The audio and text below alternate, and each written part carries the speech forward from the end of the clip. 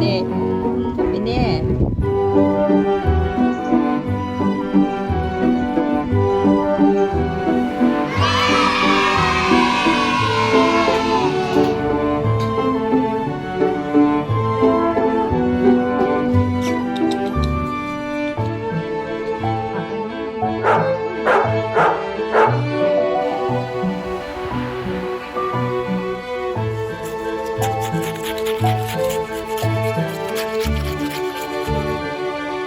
Hi guys! Hello! Good evening na nga pala ngayon. So, as you can see, ito, papakita ko sa inyo. Ayan, gabi na.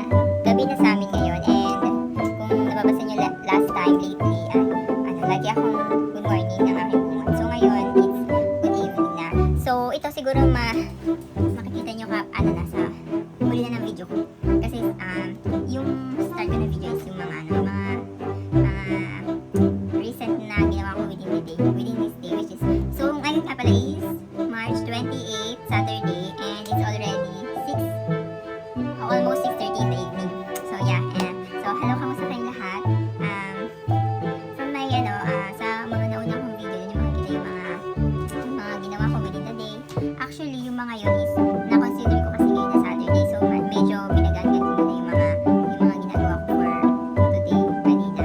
Kasi siguro, siyempre, diba, nasanay tayo nagtatrabaho na lagi yung everyday may ginagawa na, trabaho, sa loob ng bahay, hanggang sa labas. So, ang ginawa ko, yung weekends, muna ako, change lang, or lesson lang ng mga ginagawa. Hindi ko na muna masyado ginagawa yung mga usual or yung mga daily routine ko from the weekdays, since weekends na ngayon.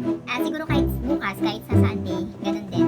I-consider ko din na, syempre, Sunday, dapat talaga is for yan, yung pahinga, or yung give our time to ourselves, to the environment, para hindi lang lagi busy or lagi walang oras para sa mga ibang bagay, sa mga bagay. So yeah. And kung papansin nyo, medyo very ngayon kasi wala akong binigay muna na makeup. Meron pala, kaya lang ito lang eyebrow gel, at saka naglagay ako kanina ng anong tawag yung lip balm. So madalas yun ang lagi ginagamit ko sa when it comes to my lips, yung lip balm lang. Hindi ko naman ng lips ngayon, tsaka wala akong lipstick na medyo yung pang lips talaga.